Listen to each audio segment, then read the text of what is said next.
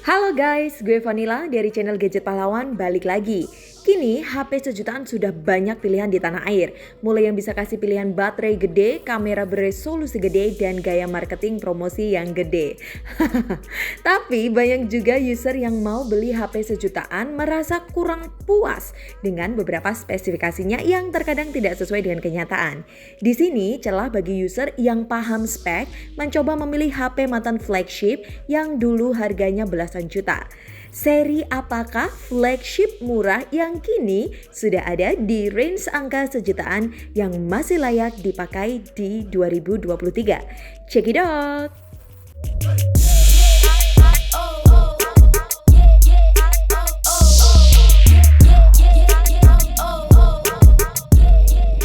Pertama, HP mantan flagship dari LG yaitu LG G17Q yang rilis di tahun 2018 dengan harga awal 11 juta. Kini bisa Anda pinang dengan harga 1,6 juta saja.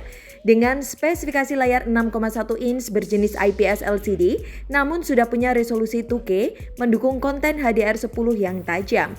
Bodi depan dan belakang dilindungi Corning Gorilla Glass 5. Frame sekelilingnya diselimuti aluminium frame yang kokoh bersertifikasi IP68 dust and water resistant. Chipsetnya memakai Snapdragon 845 10nm RAM 4 ROM 64 UFS 2.1 octa-core Adreno 640 upgrade up to Android 10. Punya dual kamera 16 megapiksel f1.6 PDAF laser autofocus with OIS. Kamera kedua jelas bukan 2 megapiksel depth atau makro seperti HP sejutaan, tapi real punya resolusi 16 megapiksel f1.9 berjenis ultra wide. Video belakang up to 4K, sedangkan video selfie bisa Full HD 60 fps. Ada NFC, USB Type-C, akselerometer gyro, baterai 3000 mAh 18 watt. Dari segi kualitas yang dijual oleh LG G17Q adalah layar 2K, performa yang masih tergolong ngebut karena memakai Snapdragon 845, kamera yang bisa ultra wide, video with OIS, serta jangan dilupakan kemampuan teknologi DTS:X 3D Soundbit Hi-Fi Quad DAC yang bisa menghasilkan suara nyaring dan jelas. Apalagi kalau Anda memakai headset berkualitas akan bisa memuaskan hasrat audiofil Anda. Kedua, Google Pixel 3. HP dari Mbak Google ini dirilis tahun 2018. HP ini juga termasuk masih banyak penggemarnya. Walaupun bentuknya kecil secara visual dan terasa tidak meyakinkan jika dia masih overpower. Harga awal 12 juta pertama kali dipasarkan kini bisa kita dapatkan cuma 1,8 juta. Dengan spesifikasi layar yang berdiagonal 5,5 inch berjenis POLED beresolusi 2K yang juga mendukung konten HDR. Bodi depan belakang dilindungi oleh Corning Gorilla Glass 5 aluminium frame serta masih diproteksi IP68 dust and water resistant pula. Walaupun HP ini compact, sudah dibekali chipset Snapdragon 845 10nm RAM 4 ROM 64 UFS 2.1 octa-core Adreno 630, karena dari Google langsung HP ini masih dapat di-upgrade to Android 12. Kelebihan lini pixel jelas terletak pada kameranya. Keberadaan chipset kencangnya lebih berguna untuk proses kecepatan kameranya atau untuk proses HDR dan rendering video. Kameranya cuma satu aja beresolusi 12 megapiksel dual pixel PDAF with OIS tentunya. Video belakang up to 4K 30 fps. Bagi yang tidak pernah pegang pixel, mungkin Anda berpikir download Gcam aja udah kelar masalah. Eits, kalau menurut kami ya jelas beda. Karena di pixelnya langsung kita bisa dapat banyak keuntungan. Hasil foto jelas lebih cepat, tepat, minim bugs dengan hasil yang maksimal tentunya tanpa edit ini atau itu. Hasil kameranya relatif sesuai yang kita harapkan. Jika kurang, Anda bisa edit di Google Foto dengan kemampuan fitur editing yang lengkap tanpa berlangganan Google One tentunya. Serta bisa Anda upload di Google Foto tanpa batas dengan resolusi tinggi. Untuk corong speaker HP kecil ini sudah dual stereo yang suaranya tergolong mantap. Namun untuk baterai karena ukurannya kecil, jelas baterainya juga diminimalkan. Ukuran baterainya cuma 2915 mAh.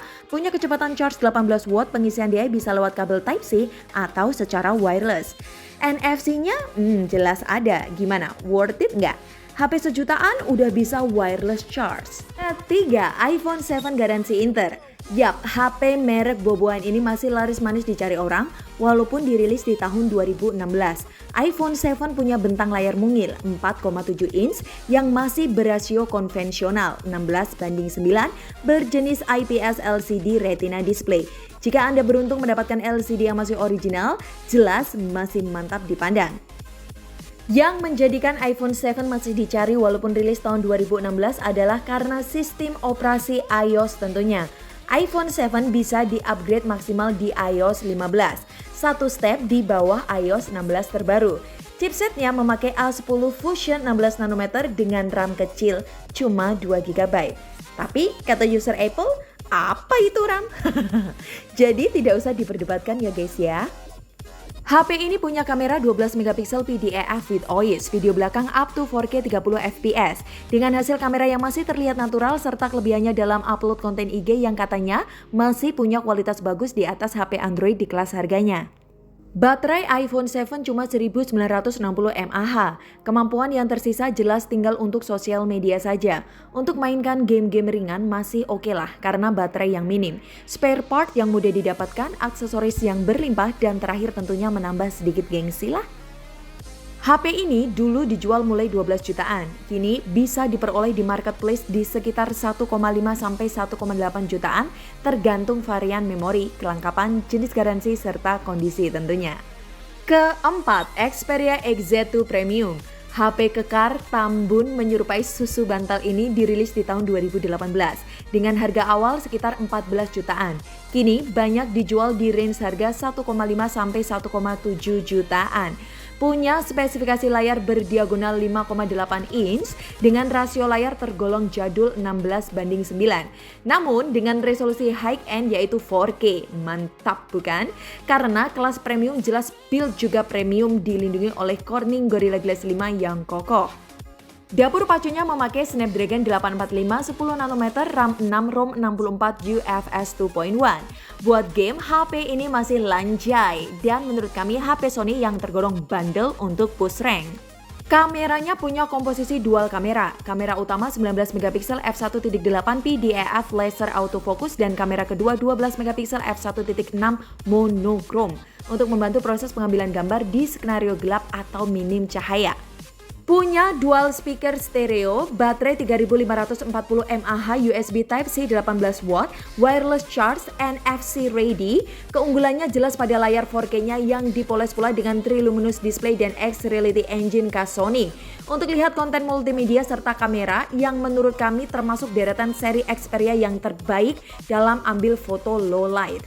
Kelemahannya yang kentara pada modelnya saja yang terlalu aneh bagi sebagian orang, serta bobotnya yang tergolong berat 236 gram. Kelima, masih dari lini Sony Xperia yaitu Xperia XZ3. Yap, HP ini rilis berselang tak jauh beda dengan XZ2 Premium di tahun 2018 yang dulu harga awalnya sekitar 13 jutaan, yang kini bisa diperoleh dengan harga sekitar 1,5 hingga 1,6 juta saja. Sony Xperia XZ3 punya spesifikasi layar yang mewah jika kita tilik di harganya kini. Punya layar yang melengkung layaknya HP flagship masa kini, berasio 18:9 beresolusi 2K OLED yang pasti kualitasnya sangat tajam bos.